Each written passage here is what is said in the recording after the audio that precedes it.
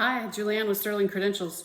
Hey, today I wanted to examine what I perceive to be the tension between our primary mission as EMS educators and the bean counters. That's what my dad would call them.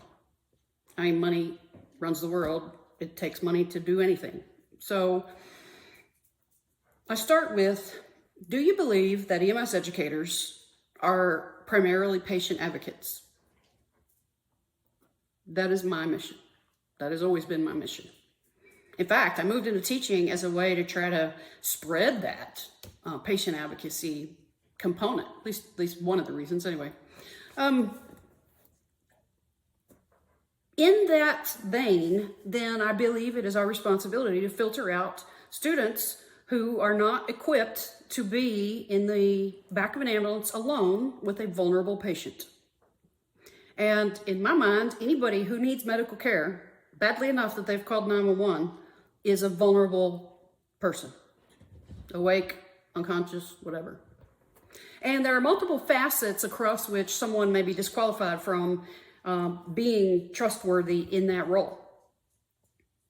We can talk about all those some other time. On the other hand, there is substantial pressure from our institutions, from our accrediting body, for enrollment and retention. So if we're responsible for enrollment and retention because it takes money to do anything, and if you don't have enrollment and retention, you don't have money, so you don't have a program. How do we resolve that conflict with our inner mission of making sure that patients receive superior patient care? I believe that I learned quite a bit over the course of my time as a director. Early on, I set about building the curriculum and the control systems to maximize the facilitation and guidance of students to success. And marketing or recruiting never crossed my mind.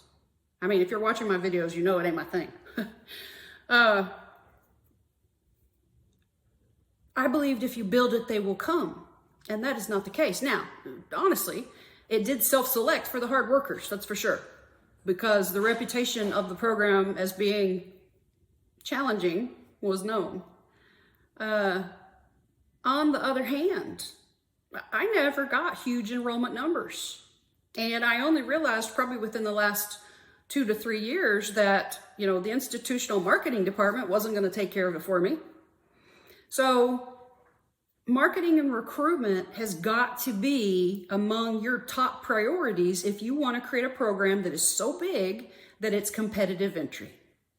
Because by competitive entry, you can apply the filter you want, you can meet the numbers that everybody else wants, and still be pursuing your primary mission of patient advocacy. How to do that? I actually have some ideas. I started doing a lot of case studies right there in the last few years, and had a very good example that I personally knew.